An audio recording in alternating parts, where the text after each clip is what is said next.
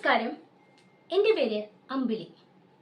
8ാം ക്ലാസ്സിലെ എൻ്റെ എല്ലാ മിടുക്കന്മാരെയും മിടുക്കികളെയും ലേൺ വിത്ത് അമ്പിളി എന്ന എൻ്റെ മലയാളം ക്ലാസ്സിലേക്ക് ഞാൻ സഹർഷം സ്വാഗതം ചെയ്യുന്നു. ഇന്ന് നമ്മൾ പഠിക്കാൻ പോകുന്നത് ഏതു പാഠമാണ്? അടിസ്ഥാന പാഠാവലിയിലെ 1ാമത്തെ യൂണിറ്റ് കനിവും കരുതലും. അതിലെ അവസാനത്തെ പാഠം പെരുമഴയത്ത്. ഇപ്പോൾ പെരുമഴക്കാലമാണല്ലോ. ഇതാ ഇപ്പോഴും പുറത്ത് നല്ല മഴ പെയ്തുകൊണ്ടിരിക്കുന്നുണ്ട്. ഇപ്പൊ നമുക്ക് പഠിക്കാൻ പറ്റിയ ഒരു പാഠം തന്നെ. എല്ലാവരും ക്ലാസ്സിലേക്ക് വായോ, കാണൂ, കേൾക്കൂ, പഠിക്കൂ. അതിനു മുമ്പ് ഒരു കാര്യം പറയട്ടെ.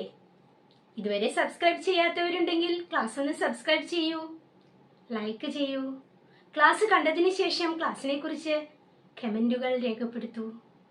ചെയ്യുമല്ലോ. എന്നാൽ നമുക്ക് നമ്മുടെ പെരുമഴയത്ത് എന്ന പാഠം എഴുതിയിരിക്കുന്നത് ആരാണെന്നൊന്ന് നോക്കാം. പെരുമഴയത്ത് എന്ന നമ്മുടെ ഈ പാഠം എഴുതിയിരിക്കുന്നത് ദേവകി നിലയങ്ങോടാണ്. 1928 പൊന്നാനിയിലാണ് അവർ ജനിച്ചത്. 2023 95ാമത്തെ വയസ്സിലാണ് അന്തരിച്ചത്. നമ്മുടെ സമൂഹത്തിൽ ഏറ്റവും ഉയർന്ന സമുദായമായ ബ്രാഹ്മണ സമുദായം, അതിലായിരുന്നു ദേവകി നിലയങ്ങോട് ജനിച്ചത്. എന്നാൽ ഉയർന്ന സമുദായമാണെങ്കിലും ഏറ്റവും കൂടുതൽ അടിമത്തത്തിന്റെ ആ കൈപ്പുനീർ അനുഭവിച്ചത് ആ സമുദായത്തിലെ സ്ത്രീ ജനങ്ങളായിരുന്നു. സ്ത്രീകൾക്ക് യാതൊരുവിധ സ്വാതന്ത്ര്യവും ഇല്ലാതിരുന്ന ഒരു സമുദായം. ഇല്ലത്തിന്റെ അകത്തളങ്ങളിൽ ഒതുങ്ങിക്കൂടുക, അതിനു പുറമേക്ക് അവർക്കൊരു ലോകമുണ്ടായിരുന്നില്ല. ദേവകി നിലയങ്ങോട് പറയുന്നുണ്ട്, അവരുടെ സഞ്ചാര വഴി എന്ന് പറയുന്നത് ഇല്ലത്ത് നിന്നും കുളിക്കാനായിട്ട് കുളം വരെ പോകുന്ന ആ ദൂരമാണ്. ഇല്ലവളപ്പിൽ തന്നെയാണ് കുളം എന്നോർക്കുക. പിന്നീട് വിവാഹശേഷമായിരിക്കാം അവർ ഭർതൃവീട്ടിലേക്ക് ആ ഇല്ലത്തിന് പുറത്തിറങ്ങുന്നത്. മാത്രമല്ല, സ്വന്തം വിവാഹം പോലും തീരുമാനിക്കാനും അവർക്ക് സ്വാതന്ത്ര്യം ഉണ്ടായിരുന്നില്ല. അവർ പറയുന്നുണ്ട്, വിവാഹത്തിന്റെ തലേ ദിവസമാണ് നാളെ എൻ്റെ വേലയാണെന്ന് ഞാൻ അറിയുന്നത് എന്ന്. ആലോചിച്ചു നോക്കൂ, ഒരു പെൺകുട്ടിയുടെ വിവാഹം അവളുടെ ജീവിതത്തിലെ ഏറ്റവും വലിയൊരു സംഭവം. അതുപോലും വിവാഹത്തിന്റെ തലേ ദിവസമാണ് അറിയുന്നത്, നാളെ എൻ്റെ വിവാഹമാണെന്ന്.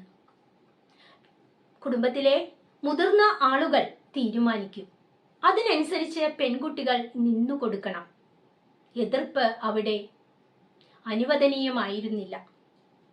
അതിനെല്ലാം പുറമെ പെൺകുട്ടികൾക്ക് സ്കൂളുകളിൽ പോയി പഠിക്കാനുള്ള അവകാശമുണ്ടായിരുന്നില്ല. ഔപചാരിക വിദ്യാഭ്യാസം ലഭ്യമായിരുന്നില്ല. ആൺകുട്ടികൾ മാത്രമാണ് ഇല്ലത്തിന് പുറത്ത് വിദ്യാലയങ്ങളിൽ പോയി പഠിച്ചിരുന്നത്. നമ്മുടെ എഴുത്തുകാരി പിന്നെ എങ്ങനെയാണ് അക്ഷരങ്ങൾ പഠിച്ചത്, സാഹിത്യകൃതികൾ രചിച്ചത്? സ്കൂളിൽ പോയി പഠിച്ചിട്ട് വരുന്ന ആൺകുട്ടികളിൽ നിന്നും ഇല്ലത്തിരുന്ന് എഴുതാനും വായിക്കാനും എല്ലാം പഠിച്ചു. മറ്റൊരു അത്ഭുതം പറയട്ടെ, 75ാമത്തെ വയസ്സിലാണ് ദേവകി നിലയങ്ങോട് തന്റെ ആദ്യത്തെ സാഹിത്യകൃതി എഴുതുന്നത്. തന്റെ ജീവിത കഥ, ആ നഷ്ടബോധങ്ങളില്ലാതെ എന്നത്. നോക്കൂ, പ്രായം എത്രയായി എന്ന്? 75 വയസ്സ്. ആ 75 വയസ്സിലെഴുതിയ ആ സാഹിത്യകൃതിക്ക് വളരെയധികം ജനപിന്തുണ ലഭിച്ചു. അനേകം പുരസ്കാരങ്ങൾ ലഭ്യമായി.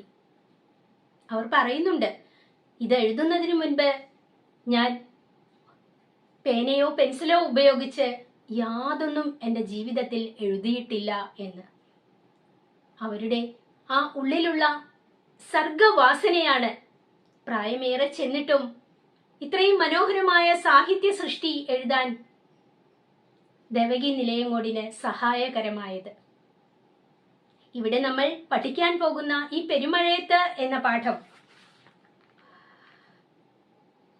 തന്റെ കുട്ടിക്കാലത്ത് അതിഭയങ്കരമായ മഴയും കൊടുങ്കാറ്റും എല്ലാം ഉൾപ്പെടുന്ന ഒരു വെള്ളപ്പൊക്കം ഉണ്ടായി. ആ കഥ, അന്ന് നടന്ന ആ സംഭവം, അത് ഓർമ്മകളിലൂടെ നമ്മുടെ മുമ്പിൽ അവതരിപ്പിക്കുകയാണ്. നമുക്ക് നമ്മുടെ പെരുമഴക്കാലത്തിലേക്ക് പോകാം. ഇതാ എഴുതിയിരിക്കുന്നതൊന്ന് വായിച്ചു നോക്കൂ. നിറഞ്ഞാൽ നിൽക്കാനൊരിടമില്ല, കനിഞ്ഞാൽ കാലങ്ങളോളം. എന്താ ഈ വാക്യത്തിന്റെ അർത്ഥം? നിറഞ്ഞാൽ, പ്രളയം വന്നാൽ പിന്നെ രക്ഷയില്ല.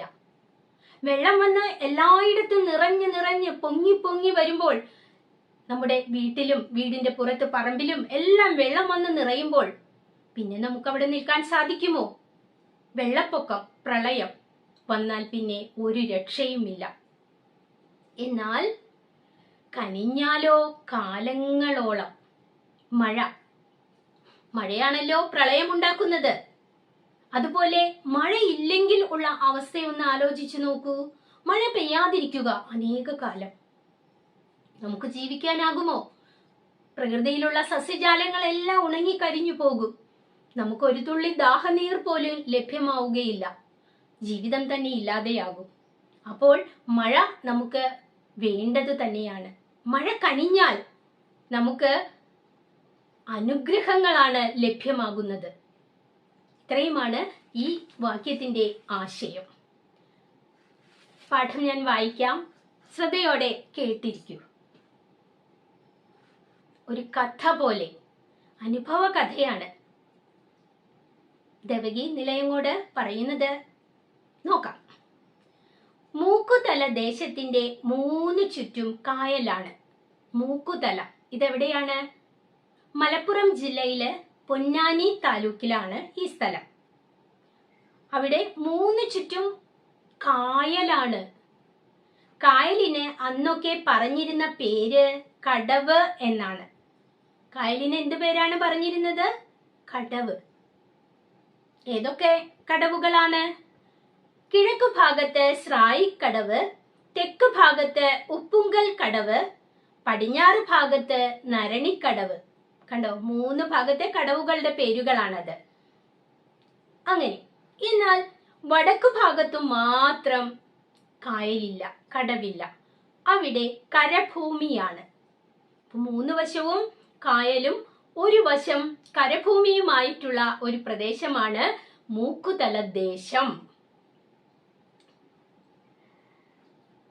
വടക്കു ഭാഗത്തുള്ള എടപ്പാൾ, ചാലിശ്ശേരി ഭാഗത്തേക്കൊഴികെ മറ്റെല്ലാ പ്രദേശങ്ങളിലേക്കും പോകാൻ എന്തു വേണം? തോണി വേണം. തോണി, വഞ്ചി. കാരണം 3 വശവും കായലാണ്, വെള്ളമാണ്. അപ്പോൾ വെള്ളത്തിലൂടെ പോകണമെങ്കിൽ, യാത്ര ചെയ്യണമെങ്കിൽ തോണി തന്നെ വേണം. വലിയ ഇല്ലങ്ങൾക്കും തറവാടുകൾക്കുമൊക്കെ സ്വന്തമായിട്ട് തോണികളുണ്ട്. തോണി വലിയ വലിയ തറവാടുകൾക്കും ഇല്ലങ്ങൾക്കുമാണുള്ളത്. സാധാരണക്കാർക്കൊന്നും ഉണ്ടാവുകയില്ല. വാലിയക്കാരിൽ 1-2 പേർ തോണി കുത്താൻ അറിയുന്നവരായിരിക്കും. അപ്പോൾ വലിയ ഇല്ലങ്ങളിലും അതുപോലെ തറവാടുകളിലും അനേകം വാല്യക്കാരുണ്ടാകും, പണിക്കാരുണ്ടാകും. അവരിൽ 1-2 ആളുകൾക്ക് തോണി കുത്താൻ അറിയാം. തോണി കുത്തുക, തോണി തുഴയുക.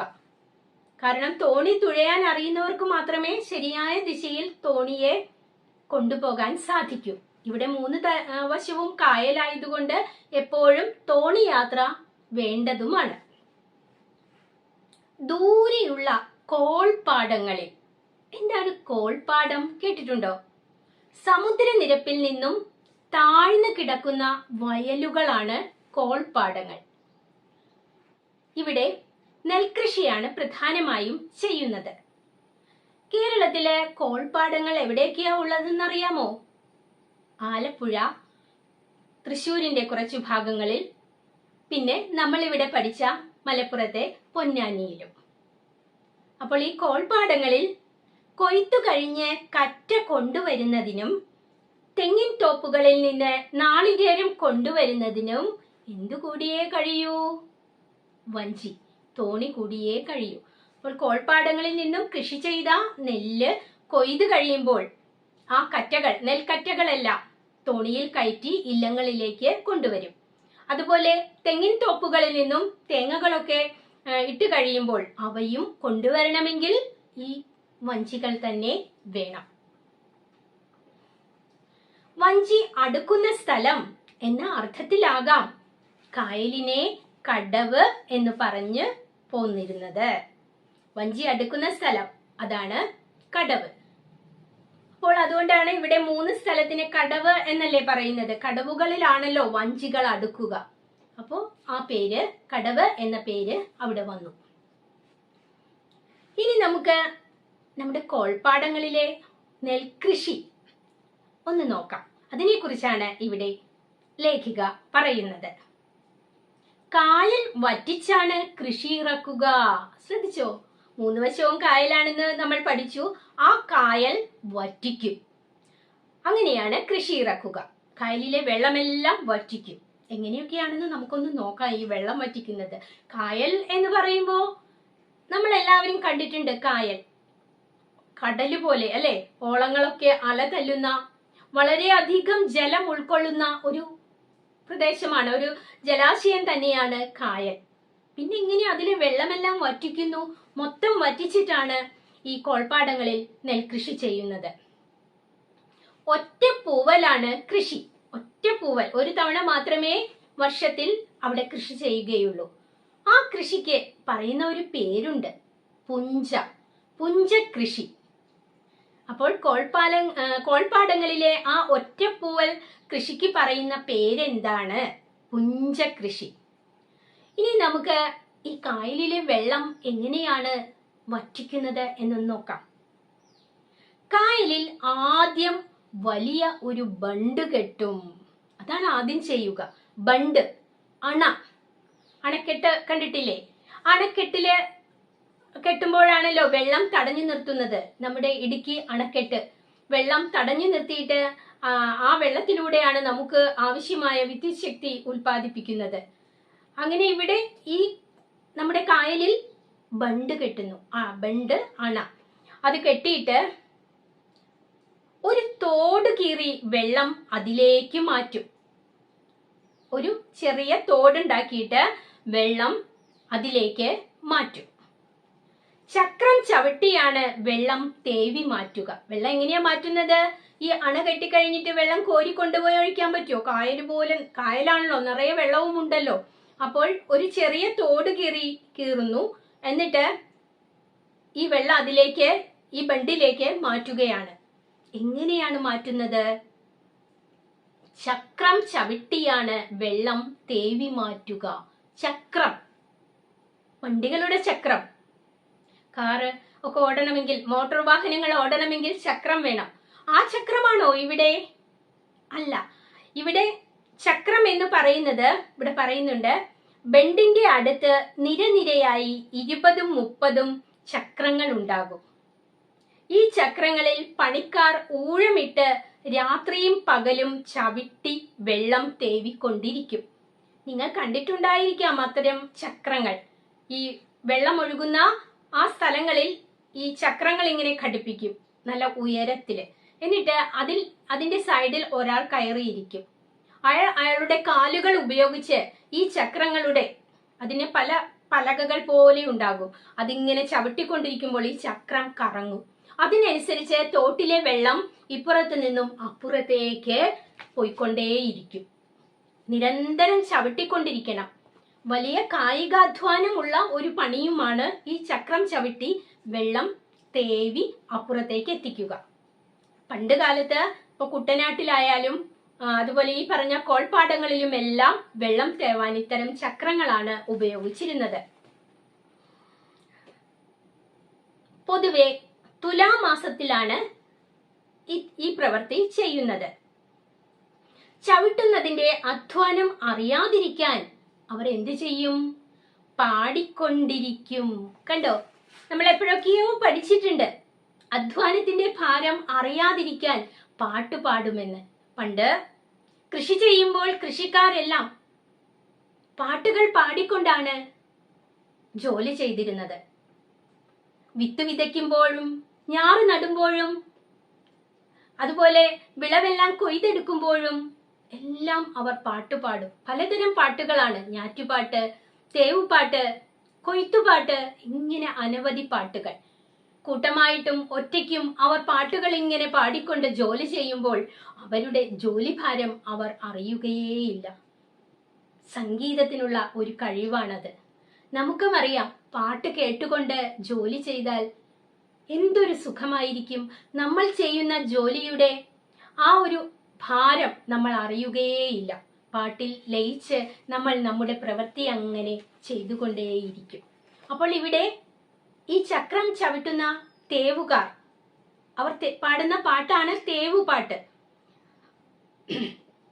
അവരുടെ എന്തിനാണ് തേവുപാട്ട് പാടുന്നത്? അവരുടെ അധ്വാനത്തിന്റെ ഭാരം അറിയാതിരിക്കാനാണ് അവർ പാടുന്നത്. ഇനി അവരുടെ പാട്ടിനെ കുറിച്ച് ഒരു വിവരണം ഇവിടെയുണ്ട്. പകലും രാത്രിയും അവർ പാടും. അങ്ങനെ പകലും രാത്രിയും പാടുന്നുണ്ടെങ്കിലും സകലവും നിശബ്ദമാവുന്ന രാത്രി കാലങ്ങളിലാണ് ഞങ്ങൾ കുട്ടികൾ ആ തേക്കുപാട്ട് തെളിഞ്ഞു കേൾക്കുക. പകലൊക്കെ പാടുമ്പോൾ എന്താണ് കേൾക്കാൻ പറ്റാത്തത്? ചുറ്റുപാടും വലിയ ശബ്ദങ്ങൾ ഉണ്ടാകും, പലതിന്റെയും ശബ്ദങ്ങൾ ഉണ്ടാകും. ആ ശബ്ദങ്ങളുടെ ഇടയിൽ ഈ പാട്ട് വ്യക്തമായിട്ട് കേൾക്കാൻ പറ്റുകയില്ല. രാത്രിയാകുമ്പോൾ, എല്ലാവരും ഉറക്കമാകുമ്പോൾ, നിശബ്ദമാകുമ്പോൾ ഈ പാട്ടുകൾ, വെള്ളം തേവുന്ന ആ പണിക്കാരുടെ തേക്കുപാട്ടുകൾ വ്യക്തമായിട്ട് കേൾക്കാൻ സാധിക്കും. ആ സമയത്താണ് നമ്മുടെ ലേഖികയും വീട്ടിലുള്ള മറ്റു കുട്ടികളുമെല്ലാം ഈ തേക്കുപാട്ട് കേൾക്കുന്നത്. അവർ പാടുന്ന ആ തേക്കുപാട്ട് ആരെ കുറിച്ചുള്ളതാണെന്നൊന്ന് നോക്കൂ. പാലാട്ട് കോമന്റെയും മറ്റും കഥകളാണ് അവർ പാടുന്നത്. പാലാട്ട് കോമൻ നമ്മുടെ മലയാളത്തിലെ വളരെ പ്രസിദ്ധമായ പണ്ട് കാലത്ത് രചിക്കപ്പെട്ട പാട്ടുകളാണ് വടക്കൻ പാട്ടുകൾ. തച്ചോളി ഒതേനന്റെയും ആരോമൽ ശേഖവരുടെയും പാലാട്ട് കോമന്റെയും ഉണ്ണിയാർച്ചയുടെയും ഒക്കെ വീരകഥകൾ പാടുന്ന വടക്കൻ പാട്ടുകൾ. ആ വടക്കൻ പാട്ടിലെ ഒരു കഥാപാത്രമാണ് പാലാട്ട് കോമൻ. ആരായിരുന്നു പാലാട്ട് കോമൻ? സാക്ഷാൽ തച്ചോളി ഒതേനന്റെ മരുമകനാണ്. പക്ഷേ പാലാട്ട് കോമന്റെ കുടുംബത്തിലെ എല്ലാ ആൺതരികളെയും അവിടെയുള്ള മറ്റൊരു പ്രസിദ്ധ തറവാട്ടിലെ കുറുപ്പന്മാർ എന്നാണ് അവരെ പറയുന്നത്, അവർ കൊന്നൊടുക്കുകയുണ്ടായി. പാലാട്ട് കോമൻ തീരെ കുഞ്ഞായതുകൊണ്ട്, അവരിൽ നിന്നും മറച്ച് അദ്ദേഹത്തെ കാണിക്കാതെ ഇരുന്നത് കൊണ്ട് പാലാട്ട് കോമനെ മാത്രം കൊല്ലാൻ അവർക്ക് സാധിച്ചില്ല. പിന്നീട് ആ ചെറിയ കുഞ്ഞ് വളർന്ന് വലുതായി എല്ലാ ആയുധാഭ്യാസങ്ങളും പഠിച്ച് തന്റെ കുടുംബത്തിലെ എല്ലാവരെയും കൊന്നൊടുക്കിയ ആ കുറുപ്പന്മാരോട് പ്രതികാരം ചെയ്യുന്നു. ആ പാലാട്ട് കോമന്റെ പ്രതികാര കഥയാണ്, അവരെല്ലാം കുറുപ്പന്മാരെ മുഴുവൻ അദ്ദേഹം കൊന്നൊടുക്കുന്നു. ആ പ്രതികാര കഥയാണ് പാലാട്ട് കോമന്റെ കഥ. ആ കഥയാണ് നമ്മുടെ ചക്രം ചവിട്ടുന്ന ആ കൃഷിക്കാർ, ആ പണിക്കാർ പാടിക്കൊണ്ടിരിക്കുന്നത്. അങ്ങനെ ആ പാട്ടിങ്ങനെ പാടുകയാണ്. തുലാമാസ രാത്രികളിൽ ദൂരെ നിന്ന് ഒഴുകി വരുന്ന ആ പാട്ടുകൾ കേട്ടുകൊണ്ടാണ് ഞങ്ങൾ ഉറങ്ങാൻ കിടക്കുക. രാത്രിയില് പാട്ടങ്ങനെ വ്യക്തമായി കേൾക്കാൻ സാധിക്കും. അപ്പോൾ ആ പാട്ട് വളരെ ദൂരെ നിന്നാണ് വരുന്നത്. അതങ്ങനെ കേട്ട് കേട്ട് ഞങ്ങൾ പതുക്കെ ഉറങ്ങും. ഇടയ്ക്ക് ഉണർന്നാൽ അപ്പോഴും കേൾക്കാം നേർത്ത് എത്തുന്ന ഈണം. ചുരുക്കത്തിൽ നമ്മുടെ ഈ വെള്ളം തേവുന്ന ഈ പണിക്കാർക്ക് രാത്രിയും പകലും ഉറക്കമില്ലാത്ത ജോലിയാണ് ആ സമയത്തുള്ളത്. കാരണം വളരെ വലിയ ജലാശയമായ ആ കായലിലെ വെള്ളം മുഴുവൻ വറ്റിക്കണമല്ലോ. അതൊരു ചെറിയ പണിയല്ല, വലിയ അധ്വാനം നിറഞ്ഞ പണിയാണ്. 10ഉം 20ഉം ചക്രങ്ങൾ അതിൽ കയറിയിരുന്ന് ചവിട്ടി ഈ വെള്ളം മുഴുവൻ ആ കായലിൽ നിന്നും മാറ്റി അതിനെ കോൾപ്പാടമാക്കി മാറ്റണം. അങ്ങനെ അധ്വാനം നിറഞ്ഞ ആ ഒരു പണി. അങ്ങനെ തോണിയും വെള്ളവും ഒക്കെ ആയിട്ടാണ് എൻ്റെ കുട്ടിക്കാലത്തിന് ബന്ധം. കണ്ടോ, കുട്ടിക്കാലത്ത് ഇവിടെ ബന്ധം എന്ന് പറയുന്നത് തോണി, വെള്ളം. കാരണമുണ്ട്. വീട്ടിലാണെങ്കിൽ വെള്ളവുമായിട്ടുള്ള ബന്ധം കുളി, കുളം. ഇല്ലപ്പറമ്പില് കുളമുണ്ട്, ആ കുളത്തിൽ പോയി കുളിക്കണം. അപ്പൊ കുളി വെള്ളവുമായി ബന്ധപ്പെട്ടതാണ്. കുളത്തിലാണെങ്കിലും വെള്ളമുണ്ട്, അവിടെ വെള്ളം. പുറത്തിറങ്ങിയാലോ വഞ്ചിയില്ലാതെ പോകാൻ പറ്റുമോ? കായലിൽ കൂടിയാണ് പോകുന്നത്. അപ്പോ നമ്മുടെ ലേഖികയുടെ കുട്ടിക്കാലത്ത് ആകെ ബന്ധം ഈ വെള്ളത്തിനോടും വഞ്ചിയോടുമായിരുന്നു. പക്ഷേ വെള്ളം ഞങ്ങളെയെല്ലാം ഒരു തവണ ഭയങ്കരമായി പേടിപ്പിക്കുകയും ചെയ്തു. അപ്പൊ വെള്ളമായിരുന്നു കുട്ടിക്കാലത്തെ ജീവിതത്തിലെല്ലാം എന്നൊക്കെ പറഞ്ഞെങ്കിലും ഒരു തവണ ഞങ്ങളെ ഭയങ്കരമായിട്ട് ഈ വെള്ളം പേടിപ്പിക്കുക തന്നെ ചെയ്തു. എന്താണ് നമ്മുടെ ലേഖികയെ പേടിപ്പിച്ചത് എന്നൊന്ന് നോക്കാം. എന്റെ 13ാമത്തെ വയസ്സിൽ ഒരു കർക്കടകത്തിലായിരുന്നു ആ സംഭവം നടന്നത്. മഴയുള്ള ഒരു സാധാരണ ദിവസം എന്നേ തോന്നിയുള്ളൂ. രാത്രി ഊണ് കഴിഞ്ഞ് ഞങ്ങൾ കിടക്കാൻ തുടങ്ങുമ്പോഴാണ് ഭയങ്കരമായ ഒരു കാറ്റിന്റെ വരവ് കേട്ടത്. അസാധാരണമായ ഒരു മുഴക്കത്തോടെയാണ് അത് വീശിയെത്തിയത്. ദൂരെയുള്ള മരങ്ങളിൽ നിന്ന് കൊമ്പുകളും ഇലകളും പറന്ന് 4 ഇറയത്തെത്തി നടുമുറ്റം നിറയാൻ തുടങ്ങി. രാത്രി സമയത്ത് വലിയൊരു കാറ്റ് വീശുകയാണ്, വലിയ മുഴക്കത്തോടെ. മുഴക്കം, വലിയ ശബ്ദം. ഈ കാറ്റടിച്ചിട്ട് ആ ഇലപ്പറമ്പിലുള്ള കൊമ്പുകളും മരത്തിന്റെ കൊമ്പുകളും ഇലകളും എല്ലാം പറന്ന് 4 ഇറയത്ത്, വലിയ ഇല്ലമാണല്ലോ, 4 വശവും തൂണുകൾ നിറഞ്ഞ ഇറയമുണ്ട്. 4 ഇറയത്തും നടുമുറ്റത്തും നിറയാൻ തുടങ്ങി. നടുമുറ്റം എന്ന് പറയുന്നത് 4 കെട്ട് പോലുള്ള വീടുകളിൽ, ആ വീടുകളുടെ മധ്യഭാഗത്ത് ഒരു തുറന്ന സ്ഥലം ഉണ്ടാവും. അതാണ് നടുമുറ്റം. ആ നടുമുറ്റത്തേക്കൊക്കെ ഇലകളും കമ്പുകളും എല്ലാം വന്ന് നിറയാൻ തുടങ്ങി. കുത്തഴിക്കുള്ളിലൂടെ അവ മുറിയുടെ ഉള്ളിലേക്കും വന്നു വീണു.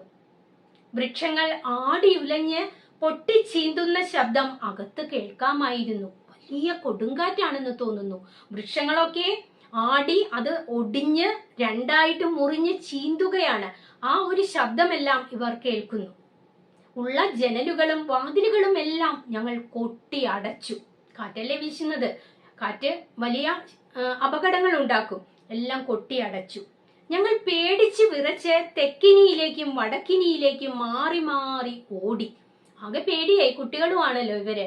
തെക്കിനി എന്ന് പറയുന്ന 4 കെട്ടിന്റെ തെക്ക് ഭാഗത്തുള്ള മുറിയാണ്. 4 കെട്ടാണ്, വലിയ ഇല്ലമാണ്. അതിന് 4 വശവും തെക്കിനി, വടക്കിനി, അങ്ങനെ 4 വശവും മുറികൾ ഉണ്ടാകും. പേടിച്ച് തെക്കിനിയിലേക്ക് ഓടി. പിന്നെ അവിടുന്ന് പേടിച്ച് വടക്കുവശത്തേക്കുള്ള മുറി, വടക്കിനിയിലേക്ക് ഓടി. അങ്ങനെ ഓടി നടക്കുകയാണ്. എവിടെ പോയാലും രക്ഷയില്ല. ഉറങ്ങാൻ ആർക്കും ധൈര്യമില്ല. അപ്പോഴേക്കും മഴയും പൊട്ടി വീണു. അപ്പോൾ ആദ്യം കാറ്റാണ് വരുന്നത്, വലിയ കാറ്റ്. ആ കാറ്റ് മരങ്ങളെല്ലാം ഒടിച്ചിടുകയാണ്.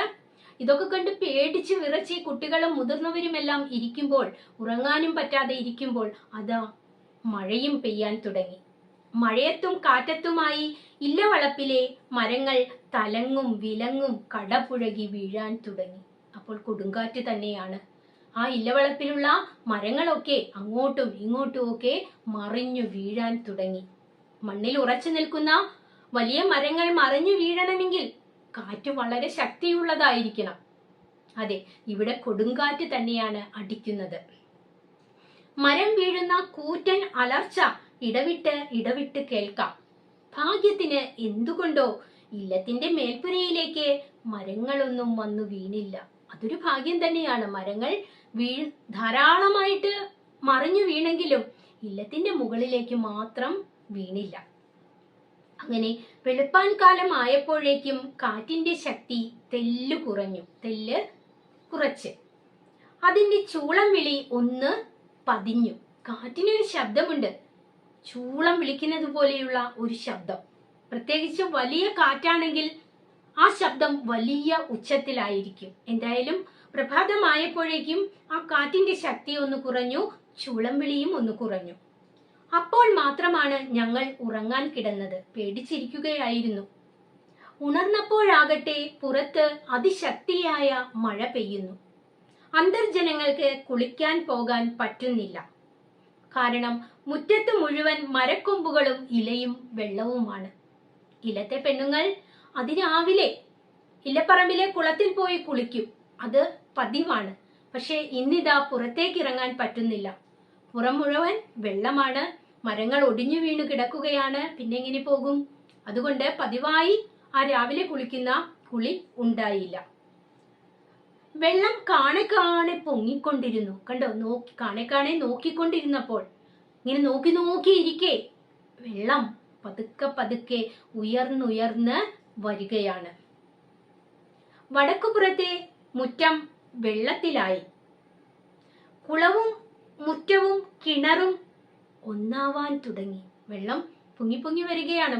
വടക്കുവശത്തെ മുറ്റം മുഴുവൻ വെള്ളമായി. കിണറും കുളവും മുറ്റവും ഒക്കെ ഏതാണ്ട് ഒരുപോലെയായി, വെള്ളത്തിൽ മുങ്ങിയിരിക്കുന്നു. അന്ന് ഞങ്ങൾക്കാർക്കും കുളി ഉണ്ടായില്ല. എങ്ങനെ കുളിക്കും? പുറത്തേക്ക് പോകാൻ പറ്റില്ലല്ലോ. അതുകൊണ്ട് തന്നെ തേവാരവും മുടങ്ങി. തേവാരം എന്ന് വെച്ചാൽ കുളിയൊക്കെ കഴിഞ്ഞു വന്നിട്ട് ദേവപൂജ, അതാണ് തേവാരം. കുളിച്ചു കഴിഞ്ഞു വന്നിട്ട് ദൈവത്തെ പൂജിക്കുന്ന കാര്യം. മഴ അപ്പോഴും തുള്ളി മുറിയാതെ പെയ്തുകൊണ്ടേയിരുന്നു. ഒട്ടും ഗ്യാപ്പില്ലാതെ, അതായത് നിർത്താതെ, തുള്ളി മുറിയാതെ, ഒരു തുള്ളിയുടെ പുറകെ അടുത്ത തുള്ളി എന്ന വിധത്തിൽ കനക്കെ മഴ ഇങ്ങനെ പെയ്യുകയാണ്. കാണാവുന്നിടത്തെല്ലാം വെള്ളം. വെള്ളപ്പൊക്കമാണ് ഇതെന്ന് അന്നൊന്നും മനസ്സിലായില്ല. 3 ദിവസം കഴിഞ്ഞപ്പോഴാണ് മഴ ശമിച്ചത്. പിന്നെ പിന്നെ വെള്ളം താണു തുടങ്ങി. ആ വെള്ളപ്പൊക്കത്തിന്റെ ആ അവസ്ഥ ഇവിടെ ലേഖിക വ്യക്തമായിട്ട് നമ്മുടെ മുന്നിൽ അവതരിപ്പിക്കുന്നു. ഇത് അവതരിപ്പിക്കുമ്പോൾ നമ്മുടെ മനസ്സിലൂടെ കടന്നു പോകുന്ന ചിത്രം 2018 നമ്മൾ അനുഭവിച്ച ആ ഒരു അവസ്ഥയാണ്. തീർച്ചയായിട്ടും അതിന്റെ ആ ഒരു ഭയാനകത ഇവിടെ ലേഖിക വർണ്ണിക്കുമ്പോൾ, വിവരിക്കുമ്പോൾ നമ്മളും അനുഭവിച്ചല്ലോ, അതെങ്ങനെയായിരുന്നു എന്ന് നമുക്ക് വ്യക്തമായി മനസ്സിലാക്കാനും കഴിയുന്നു. നമ്മളിൽ പലരുടെയും വീടുകളിൽ 2018 പ്രളയം എത്തുകയുണ്ടായി. പലരും ദുരിതാശ്വാസ ക്യാമ്പുകളിലേക്ക് മാറുകയുണ്ടായി. പല വീടുകളും ഇടിഞ്ഞ് താഴെ വീണു.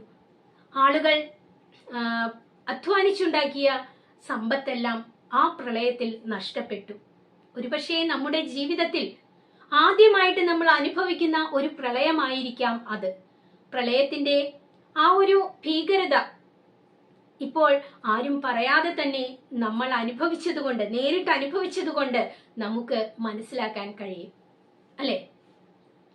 ഇവിടെ ഞാൻ നിങ്ങളോടൊരു ചെറിയ കാര്യം പറയാം. തകഴിയുടെ വെള്ളപ്പൊക്കത്തിൽ എന്ന കഥ കുട്ടനാട്ടിലാണ് നടക്കുന്നത്. കുട്ടനാട് മിക്കവാറും വെള്ളപ്പൊക്കത്തിന് ഇരയാവുന്ന ഒരു നാടാണ്. അതിഭയങ്കരമായ ഒരു വെള്ളപ്പൊക്കം അവിടെ ഉണ്ടാകുന്നു.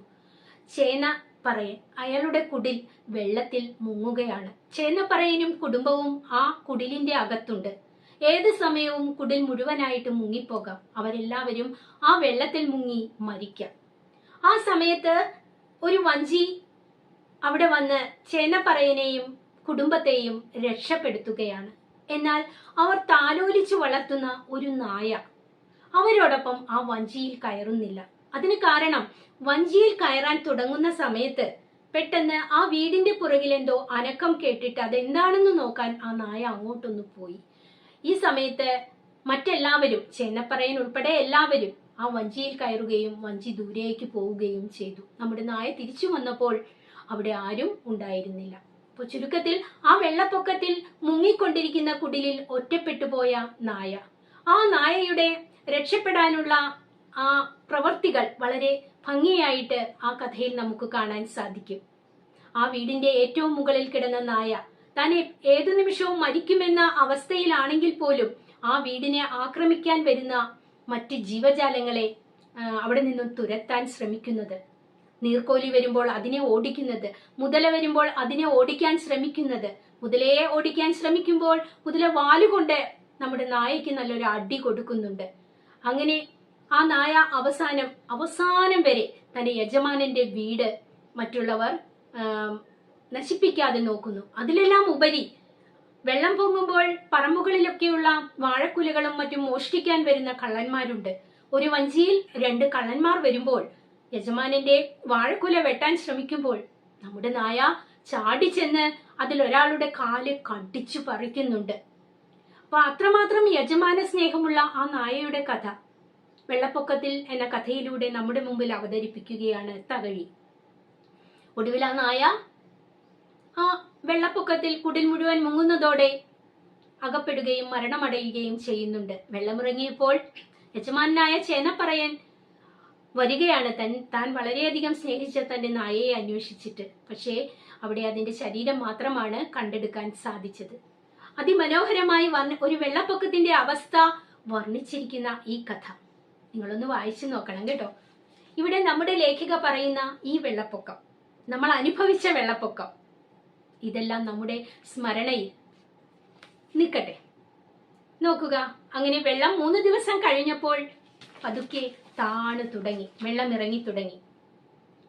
1942 ഇത്. ഇവിടെ ലേഖിക പറയുന്ന ഈ വെള്ളപ്പൊക്കം, കാറ്റും മഴയും എല്ലാം വന്നത് MT വാസുദേവൻ നായരുടെ 4 കെട്ടിൽ പരാമർശിക്കുന്ന വെള്ളപ്പൊക്കം ഇതായിരിക്കണമെന്ന് കാലം വെച്ച് നോക്കുമ്പോൾ തോന്നുന്നു. മലയാളത്തിന്റെ എഴുത്തുകാരൻ MT വാസുദേവൻ നായർ, അദ്ദേഹത്തിന്റെ വളരെ പ്രസിദ്ധമായ ഒരു നോവലാണ് 4 കെട്ട്. ആ നോവലിലും ഒരു വെള്ളപ്പൊക്കത്തെ കുറിച്ച് പറയുന്നുണ്ട്. നമ്മുടെ എഴുത്തുകാരി പറയുന്നു, ഞാനിവിടെ പറഞ്ഞ ആ വെള്ളപ്പൊക്കം തന്നെ ആയിരിക്കണം MTയും ഈ നോവലിൽ ആവിഷ്കരിച്ചിരിക്കുന്നത്. വെള്ളപ്പൊക്കം കൊണ്ട് നാട്ടിൽ പലർക്കും വിലക്കുറവിൽ ഒട്ടേറെ മരത്തടികൾ സ്വന്തമായി കിട്ടി. അതൊരു ലാഭമാണ് അല്ലെ? മരത്തടികൾ കിട്ടി. അതിഭയങ്കരമായ കൊടുങ്കാറ്റായിരുന്നല്ലോ. കാടുകളിൽ നിന്നും മരങ്ങളെല്ലാം കടപഴുകി പുഴയിലെത്തും. പുഴയിലൂടെ ഒഴുകി വരുന്ന മരത്തടികൾ, വൃക്ഷങ്ങൾ ആളുകൾ വലിയ വലിയ കയറെറിഞ്ഞ് വടമെറിഞ്ഞ് പിടിച്ചെടുക്കും. നമ്മൾ ഏതൊക്കെയോ സിനിമകളിൽ അത് കണ്ടിട്ടുണ്ട് അല്ലെ? നാരൻ എന്ന സിനിമയില് നിങ്ങൾ കണ്ടിട്ടുണ്ടോ? മോഹൻലാൽ, നമ്മുടെ ഇഷ്ട കഥാപാത്രം, ആ മോഹൻലാൽ വടമെറിഞ്ഞ് ആ പുഴയിൽ നിന്നും ഒരു വലിയ തടി കരയ്ക്കടുപ്പിക്കുന്ന രംഗം എത്ര ഭംഗിയാണ്. അതുപോലെ ഇവിടെ ഈ കാറ്റിലൊക്കെ കാടുകളിലൊക്കെ മറഞ്ഞു വീണ മരങ്ങൾ പുഴകളിലൂടെ ഒഴുകി വരുന്നത് ആളുകൾ വടമെറിഞ്ഞ് പിടിക്കുകയാണ്. അങ്ങനെ അവരത് പിടിച്ചെടുത്തിട്ട് നല്ല വിലക്കുറവിന് വിൽക്കുകയാണ്. ധാരാളം ആളുകൾക്ക് വിലക്കുറവിൽ തടി കിട്ടിയെന്നാണ് ഇവിടെ പറയുന്നത്. 1943 ഞാൻ വിവാഹം കഴിഞ്ഞ് നിലയങ്ങോട്ട് എത്തുമ്പോൾ നീണ്ട തെക്കേ ഇറയം മുഴുവൻ ഇങ്ങനെ വില കൂട്ടിയ വിലപിടിപ്പുള്ള മരങ്ങൾ ഈർന്ന് വൃത്തിയായി അട്ടം മുട്ടെ കൂട്ടിയിട്ടത് ഞാൻ കണ്ടിരുന്നു. ലേഖിക ഓർക്കുകയാണ്, എഴുത്തുകാരി ഓർക്കുകയാണ്. എന്റെ വിവാഹം, ഈ വെള്ളപ്പൊക്കം നടന്നത് 1942 പിറ്റേ വർഷമാണ് വിവാഹം. വിവാഹം കഴിഞ്ഞ് നിലയങ്ങോട്ട് എത്തിയപ്പോൾ അവിടെ ആ തെക്കേ ഇറയം മുഴുവൻ ധാരാളം മരങ്ങൾ ഇങ്ങനെ ഈ മില്ലിൽ കൊണ്ടുപോയിട്ട് അറുത്ത് പലകകളാക്കിയിട്ട് തടിയാക്കിയിട്ട് അങ്ങനെ അട്ടംമുട്ടെ, എന്താ അട്ടംമുട്ടെ? മേൽക്കൂര മുട്ടുന്ന വിധം ഇങ്ങനെ അടുക്കി വെച്ചിട്ടുണ്ടായിരുന്നു. അതെനിക്ക് ഓർമ്മ വരുന്നുണ്ട് എന്ന് പറയുന്നു. വെള്ളം വന്ന് വാതിൽപ്പടിയിൽ തൊട്ട ദിവസങ്ങളിൽ അമ്മമാർ തമ്മിൽ സംസാരിച്ചു കൊണ്ടിരുന്നത് അതിനു മുമ്പ് നടന്ന മറ്റൊരു വെള്ളപ്പൊക്കത്തെ കുറിച്ചായിരുന്നു. അങ്ങനെ വെള്ളം വരികയാണല്ലോ. ആ കഥ വീണ്ടും പറയുകയാണ്. വെള്ളം ഇങ്ങനെ ഉയർന്നുയർന്ന് ഇല്ലത്തിന്റെ വാതിൽപ്പടി വരെ എത്തി. അപ്പോൾ ഇല്ലത്തുള്ള അമ്മമാര് അവരൊരു കാര്യം പറഞ്ഞുകൊണ്ടിരിക്കുകയായിരുന്നു, പണ്ട് നടന്ന ഒരു വെള്ളപ്പൊക്കത്തെ കുറിച്ച്. 99 വെള്ളപ്പൊക്കം എന്നാണ് അതിനെ വിശേഷിപ്പിച്ചത്. അപ്പൊ നമ്മുടെ ഈ 1942 വെള്ളപ്പൊക്കത്തിന് മുമ്പ് നമ്മുടെ നാട്ടിലുണ്ടായ മറ്റൊരു വെള്ളപ്പൊക്കമാണ് 99 വെള്ളപ്പൊക്കം. എന്ന് വെച്ചാൽ 1923-24 വർഷത്തിലാണ് അത് നടന്നത്. അതായത് ഞാൻ ജനിക്കുന്നതിന്, നമ്മുടെ എഴുത്തുകാരി ദേവകി നിലയങ്ങോട് ജനിക്കുന്നതിന് ഒരു 4-5 വർഷം മുൻപ്. ഭാരതപ്പുഴയുടെ വക്കത്തുള്ള ഞങ്ങളുടെ ഒരു ബന്ധുഗൃഹമായ ഇല്ലത്തെ കാര്യമാണ് അമ്മമാർ തമ്മിൽ പറഞ്ഞുകൊണ്ടിരുന്നത്. അപ്പോൾ അന്ന് നടന്ന ആ 99-ലെ വെള്ളപ്പൊക്കത്തിൽ നടന്ന ഒരു സംഭവം. ഇല്ലത്തിന്റെ ബന്ധുക്കളാണ്. അവർ താമസിച്ചിരുന്നത് ഭാരതപ്പുഴയുടെ തീരത്താണ്. എന്താണ് ആ സംഭവം എന്ന് നമുക്ക് നോക്കാം. ഈ അമ്മമാർ പറഞ്ഞത്, ഭയങ്കരമായ മഴയോടൊപ്പം ഒരു സന്ധ്യാനേരത്താണ് പെട്ടെന്ന് വെള്ളം പൊങ്ങാൻ തുടങ്ങിയത്. ഇത് ഏത് വെള്ളപ്പൊക്കമാണ്? 99-ലെ വെള്ളപ്പൊക്കം. ഭയങ്കര മഴ, ഒരു സന്ധ്യാനേരം. അപ്പോഴാണ് പെട്ടെന്ന് വെള്ളം ഇങ്ങനെ ഉയർന്നുയർന്ന് വരാൻ തുടങ്ങിയത്. പുറവെള്ളം ഏന്തി വരുന്നത് എന്നേ ആദ്യം എല്ലാവരും കരുതിയുള്ളൂ. പുറത്തുള്ള വെള്ളം അങ്ങനെ ഉയർന്നു വരുന്നതായിട്ടാണ് എല്ലാവരും കരുതിയത്. ഇതൊരു പ്രളയമാണ് എന്നൊന്നും ആരും കരുതിയില്ല. പക്ഷേ വെള്ളത്തിന്റെ തള്ളിക്കയറ്റം അങ്ങനെയൊന്നും കലാശിച്ചില്ല. പുറത്തുനിന്ന് വരുന്ന സാധാരണ വെള്ളം ആയിരുന്നില്ല അത്. വെള്ളം അങ്ങനെ തള്ളി തള്ളി കയറുകയാണ്. തൊടി മുഴുവൻ വിഴുങ്ങിയ വെള്ളം ഉമ്മറപ്പടിയിലെത്തി. തൊടി എന്ന് വെച്ചാൽ മുറ്റം, പറമ്പ്. പറമ്പ് മുഴുവൻ വെള്ളമായി. എന്നിട്ടും വെള്ളം ഇറങ്ങുന്നില്ല. അത് ഉമ്മറപ്പടിയിലെത്തിയിരിക്കുന്നു. ഉമ്മറപ്പടിയിലെത്തിയപ്പോ കുട്ടികൾക്ക് സന്തോഷമായി. എന്തിനാ അവര് സന്തോഷിച്ചതെന്നറിയോ? അവരുടെ മേല് കഴുകൽ ഇനി ഉമ്മറപ്പടിയിൽ വെച്ചാവാമല്ലോ. പുറത്തേക്ക് പോകണ്ട, കുളത്തിൽ പോകണ്ട, പുറത്തേക്ക് പോകണ്ട, അത് ഉമ്മറപ്പടി വരെ വെള്ളം. ഇനി എന്നാ അവിടെ നിന്നങ്ങ് കുളിക്കാം. അവർക്ക് നല്ല സന്തോഷമായി. പക്ഷേ എന്തു പറ്റി? എന്നാൽ നോക്കി നിൽക്കെ ഉമ്മറപ്പടിയും കടന്ന് വെള്ളം എവിടെ എത്തി? ഇല്ലത്തിന്റെ അകത്തെത്തി. നോക്കി നോക്കി, ശരിയാണത്. നോക്കി നിൽക്കുമ്പോൾ വെള്ളം ഉയർന്നു വരും.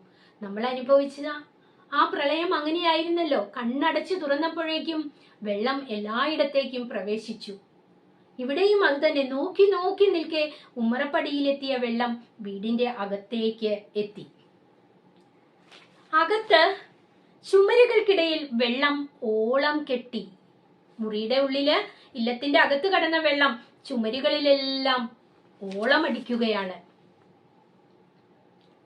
ഇവിടെ നമ്മൾ ഒരു കാര്യം ശ്രദ്ധിക്കാനുണ്ട്. ഒന്ന് ശ്രദ്ധിക്കൂ. ആ ഇല്ലത്തെ ആളുകൾ എന്താണ് ചെയ്തതെന്ന് നോക്കൂ.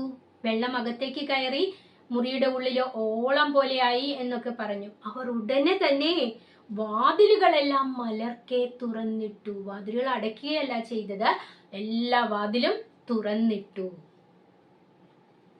കാറ്റ് വരുമ്പോൾ വാതിൽ അടയ്ക്കുക, വെള്ളം വരുമ്പോൾ വാതിൽ തുറക്കുക എന്നതായിരുന്നു അന്നത്തെ ഒരു നാട്ടറിവ്.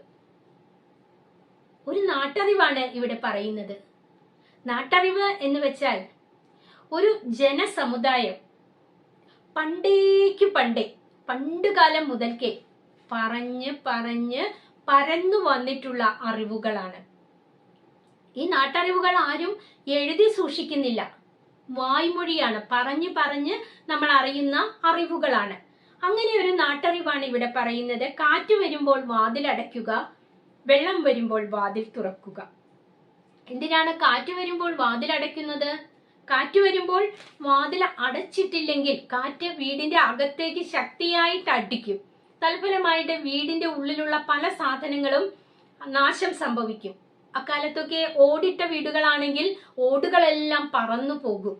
വീട് ചിലപ്പോൾ ഇടിഞ്ഞു താഴെ വീഴാനും വഴിയുണ്ട്. അപ്പോൾ കാറ്റടിക്കുമ്പോൾ എല്ലാം അടച്ചിട്ടാൽ കാറ്റിന് വീടിന്റെ അകത്തേക്ക് കടക്കാൻ പറ്റുകയില്ല, വീടിന് നാശം സംഭവിക്കുകയില്ല. പക്ഷെ വെള്ളം വരുമ്പോൾ അതുപോലെ അടച്ചിട്ടാലോ? വെള്ളം വന്നിട്ട് ശക്തിയായിട്ട് ഭിത്തികളിൽ ഇടിക്കും. അതിന്റെ ആ ഒരു ശക്തി കൊണ്ട്, മർദ്ദം കൊണ്ട് ഇടിഞ്ഞു പോകും വീടുകളെല്ലാം. അപ്പൊ വെള്ളം വരുമ്പോൾ വാതിൽ തുറന്നിടുക. തുറന്നിട്ടാൽ വെള്ളത്തിന് ശക്തി എടുക്കാൻ സാധിക്കുകയില്ല. അത് അതിന്റെ ഇഷ്ടം പോലെ അങ്ങോട്ടും ഇങ്ങോട്ടും ഒഴുകിക്കൊണ്ടിരിക്കും. അപ്പോൾ നാശനഷ്ടങ്ങൾ കുറയും, ഉണ്ടാവുകയില്ല എന്ന് തന്നെ പറയാം. അപ്പോൾ ഇനിയും വെള്ളം വരുമ്പോൾ നമ്മൾ ചെയ്യേണ്ട കാര്യം മനസ്സിലായാലും ഇതൊരു നല്ല നാട്ടറിവ് തന്നെയാണ്. കാറ്റ് വരുമ്പോൾ എന്ത് ചെയ്യണം? വാതിലുകളും ജനലുകളും അടയ്ക്കണം.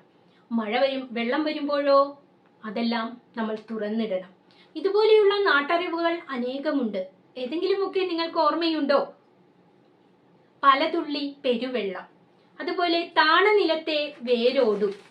വേറെയും ഒന്ന് രണ്ട് കാര്യങ്ങൾ ഞാൻ പറയാം. വെള്ളത്തിൽ പൊങ്ങിക്കിടക്കുന്ന നെല്ലും പതിരും വിതയ്ക്കുവാൻ ഉപയോഗിക്കരുത്. അത് കൊള്ളില്ല. വെള്ളത്തിൽ പൊങ്ങിക്കിടക്കുന്ന നെല്ലും പതിരും വിതയ്ക്കുവാൻ ഉപയോഗിക്കരുത്. നമ്മുടെ വീട്ടിൽ കുറെ ഇഞ്ചി ഉണ്ടെന്ന് വിചാരിക്കൂ. അത് കേടാകാതിരിക്കാൻ എന്ത് ചെയ്യണം? ഇവിടെ പറയുന്നുണ്ട്, ഇഞ്ചി ഉണങ്ങാതിരിക്കുവാൻ നമ്മൾ മണ്ണിന്റെ അടിയിൽ കുഴിച്ചിടുക എന്ന്. അപ്പോൾ അത് അനേക ദിവസങ്ങളോളം കേടുവരാതെ അങ്ങനെ കിടക്കും. ഇങ്ങനെ നമുക്ക് പ്രയോജനപ്രദമായ പല നാട്ടറിവുകളും നമ്മുടെ മലയാളത്തില് നിലനിൽക്കുന്നുണ്ട് എന്ന് തന്നെ നമുക്ക് പറയാം. അങ്ങനെ വെള്ളപ്പൊക്കത്തെ കുറിച്ചാണ് പറയുന്നത്. ഇത് എന്ന് നടന്ന വെള്ളപ്പൊക്കം? 99-ലെ വെള്ളപ്പൊക്കം. എവിടെ നടന്ന വെള്ളപ്പൊക്കം? ഭാരതപ്പുഴയുടെ തീരത്ത് നമ്മുടെ എഴുത്തുകാരിയുടെ ഒരു ബന്ധുവിന്റെ വീട്ടിൽ നടന്ന സംഭവം. വെള്ളം അങ്ങനെ ഉയർന്നുയർന്നു വന്ന് ഉമ്മറപ്പടി കടന്നു, ഇല്ലത്തിന്റെ മുറികളിലേക്ക് കടന്നു. എന്നിട്ടെന്തായി? മുറികളിലെല്ലാം വെള്ളമാണ്, ഓളം തല്ലുകയാണ്. ഇടനാഴികളിലാണ് വെള്ളത്തിന്റെ കുത്തും തള്ളലും ഏറെ ശക്തമായത്. എല്ലാവരും മുകളിലെത്തി. മച്ചൊക്കെ ഇട്ട വലിയ ഇല്ലമാണല്ലോ, താഴത്തെ നില മുഴുവൻ വെള്ളമായിരിക്കുന്നു. അതുകൊണ്ട് എല്ലാവരും മുകളിലേക്ക് എത്തി. പാത്രങ്ങളും മുകളിലേക്ക് കയറ്റി. വെള്ളവും അപ്പൊ മുകളിലേക്ക് കയറ്റി പാത്രം ഭക്ഷണം ഉണ്ടാക്കി കഴിക്കണം. മുകളിൽ എല്ലാവരും പോയി പാത്രങ്ങളെല്ലാം മുകളിലേക്ക് കയറ്റി. പക്ഷേ വെള്ളം വീണ്ടും ഇതാ മുകളിലേക്ക് കോണിപ്പടി ഇങ്ങനെ കയറി കയറി മുകളിലേക്ക് വരികയാണ്. എന്തു ചെയ്യും? ഇനി മുകളിൽ വെള്ളം എത്തിയാൽ എന്തായിരിക്കും അവസ്ഥ? മരണം അല്ലെ? അതിന്റെ മുകളിലേക്ക് പോകാൻ വേറെ സ്ഥലമുണ്ടോ? ഇല്ല. ജീവൻ രക്ഷിക്കാനുള്ള വഴിയെക്കുറിച്ച് മാത്രമായി എല്ലാവരുടെയും ചിന്ത. ഇതേ അനുഭവങ്ങൾ നമ്മുടെ നാട്ടിലും ഉണ്ടായി 2018. അന്ന് ഹെലികോപ്റ്ററുകളും മറ്റും വന്ന് ആളുകളെ വീടിന്റെ മുകളിലത്തെ നിലയിൽ നിന്നും കയറ്റിക്കൊണ്ടുപോകുന്ന ചിത്രങ്ങളും വാർത്തകളും എല്ലാം നമ്മൾ കാണുകയും വായിക്കുകയും ചെയ്തതാണ്. ഒരുപാട് പേർ ഇതുപോലെ താഴെ നിലയിലൊക്കെ വെള്ളമായപ്പോൾ മുകളിലത്തെ നിലയിൽ പോയിരിക്കുകയും അവിടെയും വെള്ളം കയറിയപ്പോഴാണ് അങ്ങനെ ഒരു സാഹചര്യം വന്നു ചേരുകയും ചെയ്തത്. എന്തായാലും ആ വെള്ളപ്പൊക്കത്തിൽ നമ്മുടെ ഭരണകൂടത്തിന്റെയും അതുപോലെ നമുക്ക് ഏറ്റവും നമ്മൾ ഓർക്കേണ്ട മത്സ്യത്തൊഴിലാളികളുടെയും ഒക്കെ സേവനത്തിന്റെ ഫലമായിട്ട് അധികം ജീവനുകളൊന്നും നഷ്ടപ്പെടാതെ ഉള്ള ഒരു സാഹചര്യം നമുക്കുണ്ടായി എന്നത് വളരെ ഓർമ്മിക്കേണ്ടത് തന്നെയാണ്. അപ്പോൾ ഇവിടെ ഇതാ ആ ഇല്ലത്തുള്ളവർ മുകളില് കയറിയെങ്കിലും വെള്ളം കോണി കയറി മുകളിലേക്ക് വരികയാണ്. ഇനിയും രക്ഷയില്ല, എങ്ങനെയെങ്കിലും ജീവൻ രക്ഷിക്കണം. രാത്രി മുഴുവൻ അവരെല്ലാവരും ആ മുകളിലത്തെ നിലയിൽ അങ്ങനെ കഴിച്ചു. പിന്നീട് അവർ എങ്ങനെ രക്ഷപ്പെട്ടെ? ഹെലികോപ്റ്ററൊക്കെ ആയിട്ട് വന്നാണോ രക്ഷപ്പെട്ടത്? അത് നമ്മൾ ഇവിടെ ആ ഇല്ലത്ത് മുകളിൽ കയറിയിരുന്നവർ കുറച്ച് ആളുകൾ, നാട്ടുകാർ തോണിയുമായിട്ട് വന്നു. ഇങ്ങനെ ആളുകൾ ഇല്ലത്തിന്റെ മുകളിൽ ഇരിക്കുന്നുണ്ട്, വെള്ളം പൊങ്ങി പൊങ്ങി വരികയാണ്, അവരുടെ ജീവൻ ആപത്താണ് എന്ന് മനസ്സിലാക്കിയിട്ട് ചില നാട്ടുകാർ തോണിയുമായിട്ട് വന്ന് ആ ഇല്ലത്തെ ആളുകളെ രക്ഷപ്പെടുത്തി. ആ കഥയാണ് ലേഖിക ഇവിടെ പറയുന്നത്. അപ്പോൾ അതൊരു പെരുമഴക്കാലം തന്നെയായിരുന്നു അല്ലെ? ഞാൻ ഈ പാഠം എടുക്കുന്നതും ഒരു പെരുമഴക്കാലത്താണ്. പുറത്ത് കുറച്ചു മുമ്പ് വരെ അതിശക്തമായ കാറ്റും മഴയുമായിരുന്നു. ഇടവിട്ടുള്ള കാറ്റും മഴയുമാണ് ഇപ്പോൾ വന്നുകൊണ്ടിരിക്കുന്നത്. ഇത് ജൂലൈ തീരാറായിരിക്കുന്നു, ഓഗസ്റ്റ് എത്താറായിരിക്കുന്നു. 2018 ശേഷം പിന്നീടുള്ള എല്ലാ വർഷങ്ങളിലും ഈ ഒരു കാലഘട്ടം മനസ്സിൽ എപ്പോഴും പേടി ഉണർത്തുകയാണ്. ഓരോ ദിനവും മനസ്സിൽ അന്നത്തെ ആ ഒരു സാഹചര്യം കടന്നു വരികയാണ്. ഇനിയും അത്തരത്തിലൊരു പ്രളയം ഉണ്ടാകുമോ, വെള്ളപ്പൊക്കം ഉണ്ടാകുമോ എന്നുള്ള ഭയമാണ് ഓരോ തീവ്ര മഴയും പെയ്യുമ്പോൾ മനസ്സിൽ ഉദിച്ചു വരുന്നത്. ഉണ്ടാവുകയില്ല, ഉണ്ടാവാതിരിക്കട്ടെ എന്ന് നമുക്ക് ഈശ്വരനോട് പ്രാർത്ഥിക്കാം. അപ്പോൾ ഈ പെരുമഴയത്ത് എന്ന പാഠം നിങ്ങൾക്ക് എല്ലാവർക്കും ഇഷ്ടമായി കാണും എന്ന് ഞാൻ വിചാരിക്കുന്നു. ഇതിലെ നോട്ട്സുമായിട്ട് ഞാൻ അടുത്ത ക്ലാസ്സിൽ വരാം. അതുവരെ എല്ലാവർക്കും എൻ്റെ നന്ദി, നമസ്കാരം.